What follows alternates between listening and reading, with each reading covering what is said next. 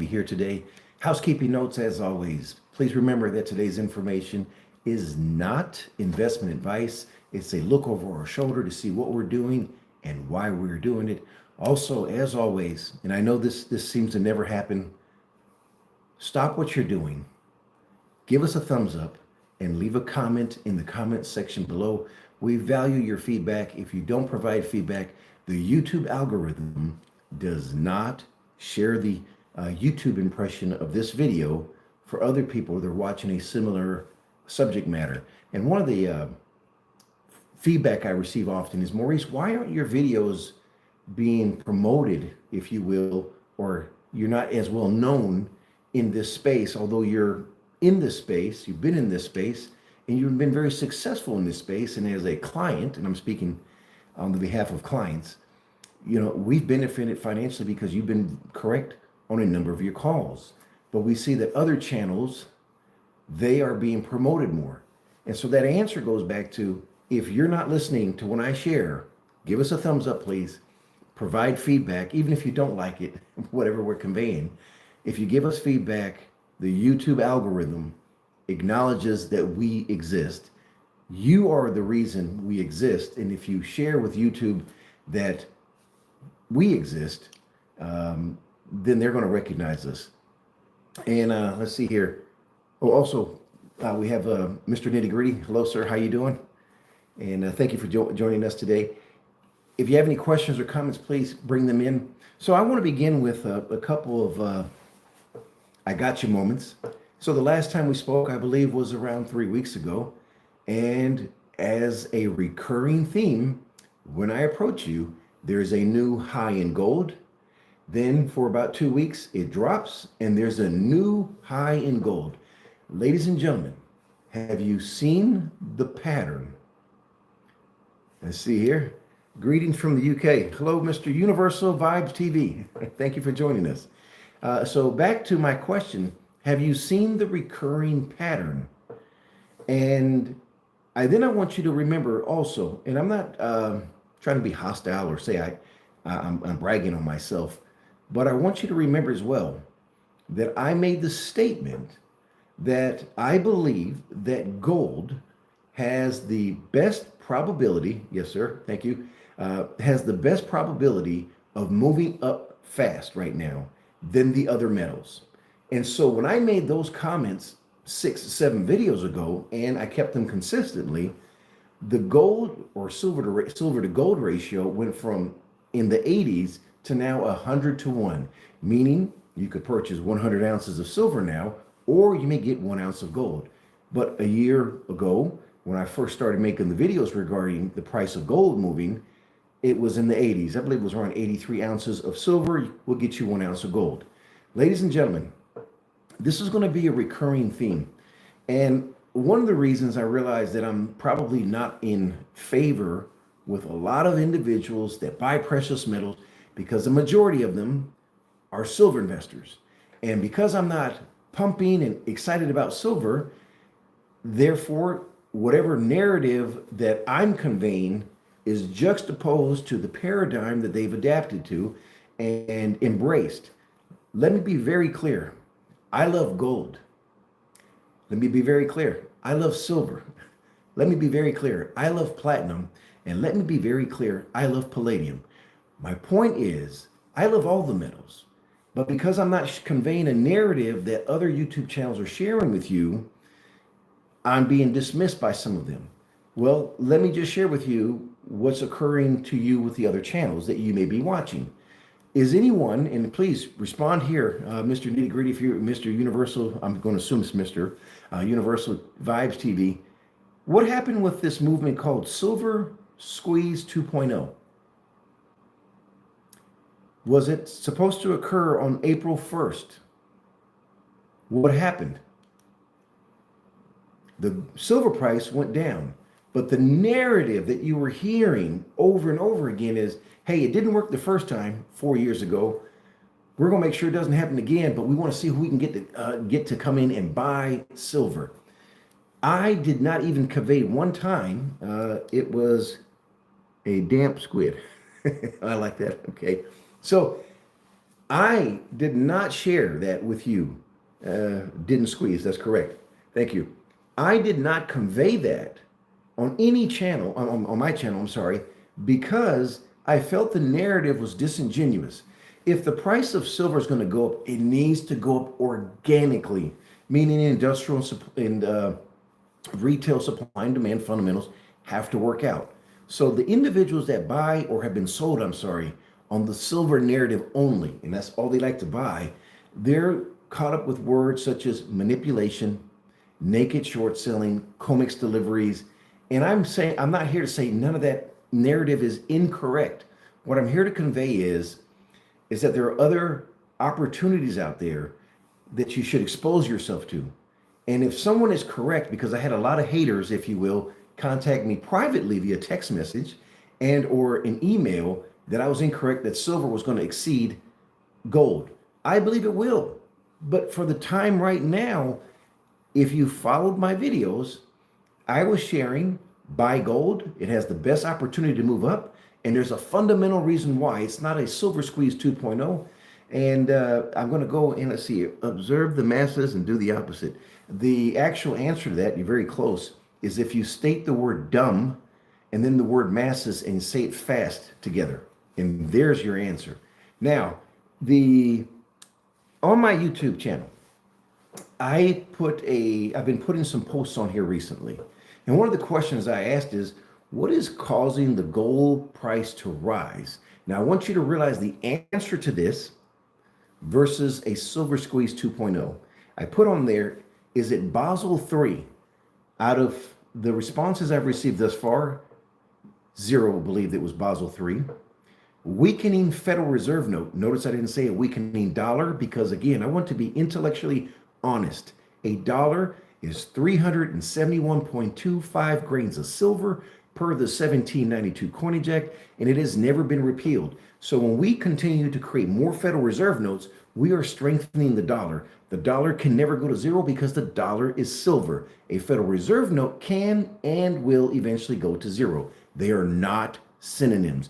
If you believe they are, contact me and use a Federal Reserve note that says $1 and try to purchase a $1 coin from me, silver coin.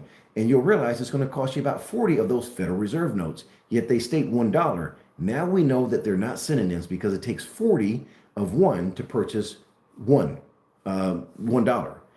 The second part to the questioning, third one, I'm sorry, was tariffs. Now also, 50% of the respondents did believe that it was a weakening Federal Reserve note. And then 8% believed it was tariffs. And in the final portion, the 42%, none of the above. And I want to state that actually all of them are applicable. But the other one that I didn't put in there, and I was trying to see if I would get a response, is what about the BRICS nations? So Basel III, it is the main catalyst. And I have to remind you what Basel III is. Basel III is when the Bank of International Settlements, known as BIS, met 6 years ago this month, and they determined that gold is a tier 1 asset. Look at the price of gold from 6 years ago. It has moved accretively up, up, up, up. Now, the other items that I've just referenced here, a weakening Federal Reserve note, tariffs, and none of the above, which one of those you could lump in there is the BRICS nations and the new currency unit coming out, the unit, and in the bridge system, which it was the nomenclature went from bridge to bridge. But those as a whole are moving the price of gold. Irrespective of Doge, irrespective of tariffs, the price of gold continues to go up because other central banks are dumping Federal Reserve notes, not dollars, because they don't hold dollars. Again, a dollar is a silver coin. They're dumping Federal Reserve notes and they're purchasing gold, which is now a tier 1 asset. Prior to 2019, if country A, use a country in Europe, owed country B, a country in South America, if one owed the other, they would use either the US currency or our treasury notes, okay? If they own gold, the country that was owed the gold would only recognize 50% of the face value of the bullion coming in. So in other words, if gold at the time was 1500, country A in Europe owed country B in South America, they wouldn't recognize it for 1500, they would recognize it for 750 because it was a tier 3 asset. Now the central bank sat down at the table and said, look here, America, you're an importer, not an exporter, and you're the reserve currency of the world, and all you guys do is print. And by the way, if you're not aware, the biggest industry in the United States is our exports of our currency. 50% of our currency is outside of the United States. It is not in the inside of the United States, it's on the outside of the United States. So because other countries use it through the SWIFT system as well. So the countries are now saying, why are we using a Federal Reserve note if one owes the other? Why don't we use gold? It's independent. And by the way, gold is payment in full. Very important to remember this. Every currency is an IOU, a credit, if you will, but it is not payment in full. So the central banks agreed, hey, that makes sense. Gold is payment in full. Let's use that now as a tier 1 asset. So if you want to know why gold is moving up, and if you believe that now you have a better understanding at least why gold is moving up and where the trajectory is going to go, it's going to continue to go higher. How much higher, I don't know. Another aspect in this goes back to the narrative of Fort Knox being inventoried. By the way, have you noticed the mainstream media has kind of kept away from discussing that? I heard it once this past 2 weeks, but for the month of March, there was nothing in the news about Fort Knox being inventoried. We also have to remember, it's not just Fort Knox being inventoried, if it does get it, when it does get inventoried. There are other depositories where the gold is. So it can't just be a camera on this institution, Fort Knox, but you're not checking the New York, you're not checking New York at all, and West Point. So we have to be cognizant of asking the right questions of what's going on with the gold. And another narrative again, and I'm kind of going on this tangent here, but it's very important. The narrative you're going to start hearing is the people's gold. Well, why do they reference that it's the people's gold? And then there's no comment thereafter. I want you to be able to think independently and ask yourself that question. Why are they saying it's the people's gold? Do they plan to send that back to the individuals that first had their gold nationalized, not confiscated? It was nationalized. Confiscate means we take from you and you get nothing in return. The US government at the time did nationalize gold in 1933. Roosevelt said, hey, you send us your gold, and in return, I'm going to give you 20 bucks and 67 cents. So that's nationalization versus confiscation. So the gold was nationalized, but again, there weren't serial numbers on the coins because they were standard bullion coins. So I don't know why they keep propelling this narrative about it's the people's gold, because again, I don't hear an advocation from them stating that they're going to send the gold back to the citizens. And then again, are they sending it to all citizens? Because there's not enough gold for that. So just be aware of what's going on. But again, I stated this before, and let's see if I'm going to be correct on this as well. Time will tell. Should they inventory Fort Knox? And I'm of the opinion that there is gold there, but not all the gold. So what happens? What happens when all the gold is not accounted for? The other part to that is, if the gold is there, then what happens? Because this narrative continues to float around that it's the people's gold. I'm of the opinion, nothing I can definitively say I know for sure, but I'm of the opinion if the gold is there, the gold will be revalued, just as Roosevelt did. Yes, they'll find a way to do it. What price? I don't know, but a price much higher than what we're experiencing today. If the gold isn't there, all bets are off. Now the free market actually moves and says, wait a minute, the emperor's naked. Where did the gold go? I'm of the opinion that the gold is in China. And I'm of the opinion that if it's not in China, the gold has been hypothecated and rehypothecated. And if you're not aware of what that means, let me break it down for you. When you hypothecate something, it's basically you're pledging someone else's asset as your collateral. So as an example, I'm going to purchase a home and the bank is asking me, hey, what's your collateral? and I'm pledging your car as the collateral. Now you're the owner of the car, but guess what? I'm pledging it as collateral. So if I default, they can come after your car. Who's the true owner of the car now? Well, you're saying I have the title, but wait a minute. I made a contract with the bank that if I default on it, that car is now theirs. So that's what hypothecation is and rehypothecation in simple terms. So we now understand at least why gold is going higher. Now let's go to silver. Breathe, silver investors. Your moment will come, but it's not going to be based on a movement like a silver squeeze 2.0. All the fundamentals are there. Let the market do what it does. The intellectual challenge that you're going to have, silver investors, is that you need to get some other metals. Gold in particular, because it is the ultimate metal, and platinum, which is my favorite metal. Silver investors, many of you, and I'm aware, I've been doing this for years, there's a different psychology for a silver investor than there is for a gold investor. In my experience of selling physical precious metals and then being a buyer of precious metals every 2 weeks for the last, probably 2007. The psychology of a gold buyer that buys only gold is someone who's already established financially. I'm just going to be honest with you. The person that buys gold, silver on a regular basis, is the person that hasn't gotten where they want to get. And this is a generalization, I get it. They haven't gotten where they want to be financially, but they've made some sacrifices. They've done some studying and they're thinking independently, and they realize that gold and silver are money, but they haven't hit the home run yet. And their home run is silver.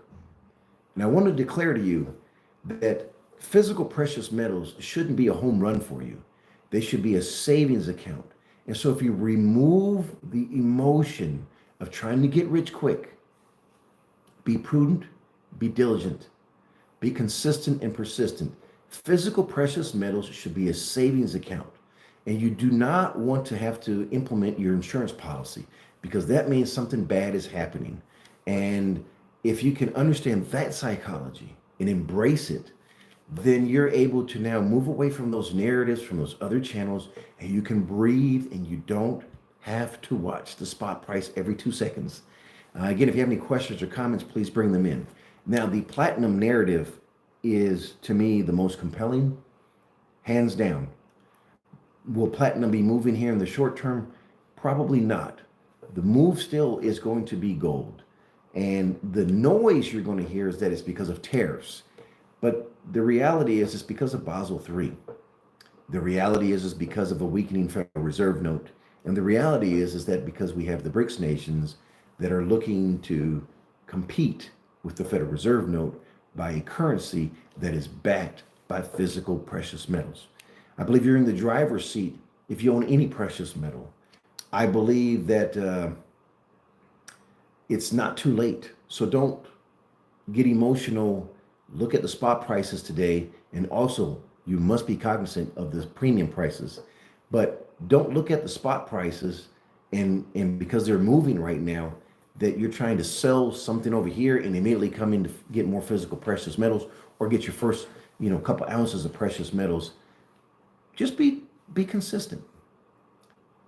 Some weeks you may buy higher than others, but if you're coming to me for your purchase, which I hope you are, and if not at a minimum, give me an opportunity to earn your business, but you're going to be taken care of, irrespective of whatever metal you're trying to buy. And I'm not here to also, one of the questions I frequently get from someone who's never made a purchase with me before is there a minimum? There is no minimum. And I'm not here to judge you on your purchase. I don't giggle at someone who says, that has the ability to only make this purchase, and I only value the person to make this purchase. No, I value everyone. And in particular, I'm just honored that you be willing to entrust me through Miles Franklin to be your broker. No minimum purchases. Yeah, well, the way you worded that there, Mr. Grady, there are no minimum purchases. You can make as many purchases as you want. But there are no minimum on a purchase. Be advised, there is a $15 shipping fee because you're order is insured. And also be aware of the resource stocks. If you don't have them in your portfolio, I believe you're missing out.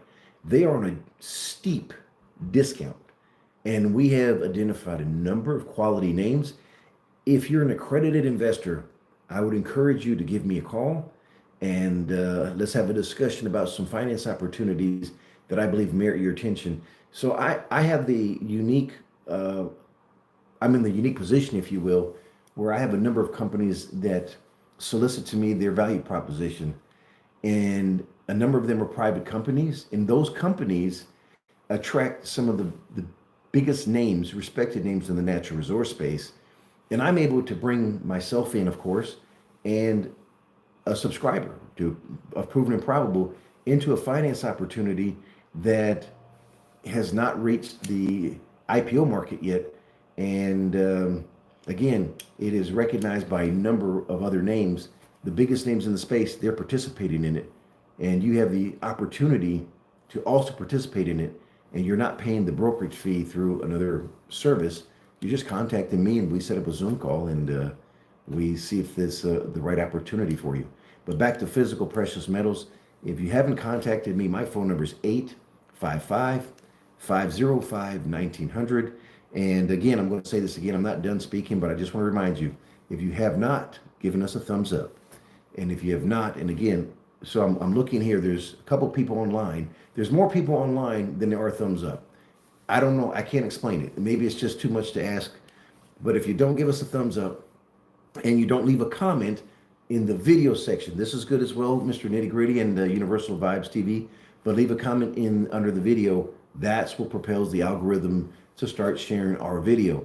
So in the discussion of gold, I'm still on track with my thesis here that the metal to purchase are 4 nines in gold, fractional tenth.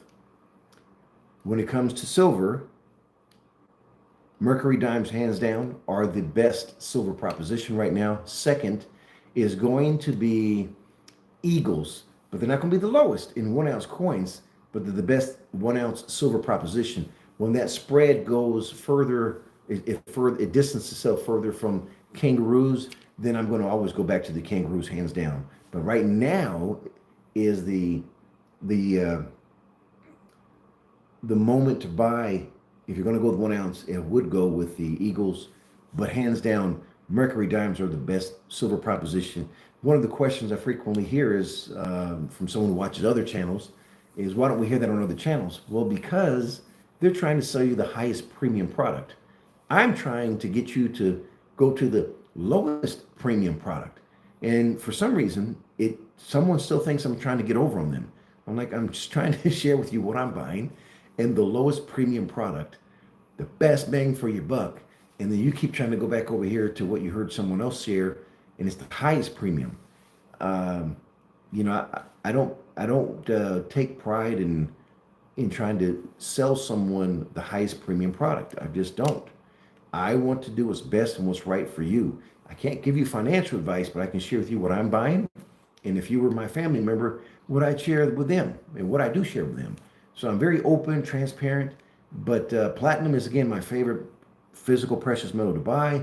But I believe right now you would be setting yourself up from a legacy standpoint, from a financial insurance standpoint, and number of ounces to get gold right now. The question is, what's the premium for the dimes? The dimes right now are going for, I'm going to go off of memory right now, 280 over spot, Mercury dimes.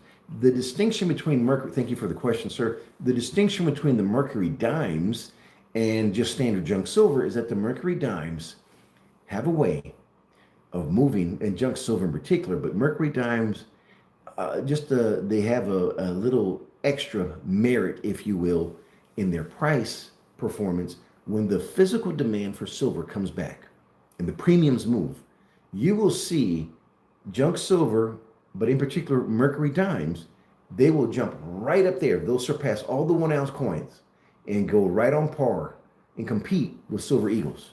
That's why I'm stating to you, buy the Mercury dimes.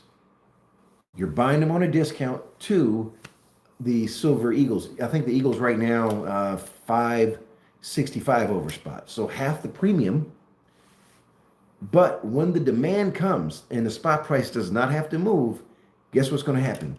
You're going to increase your arbitrage opportunity now to switch out of the Mercury dimes and now get kangaroos that'll probably have half the premium price. And a good example, that was 2 years ago. We had Mercury dimes and we had Eagles at 18 over spot.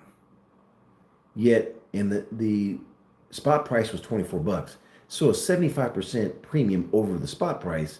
However, you could have gotten swapped out of those and purchased silver kangaroos, and you would have at, I think they were $5 over. So look at that arbitrage. The silver price didn't move, it was the premiums. And this is why we educate you on this channel.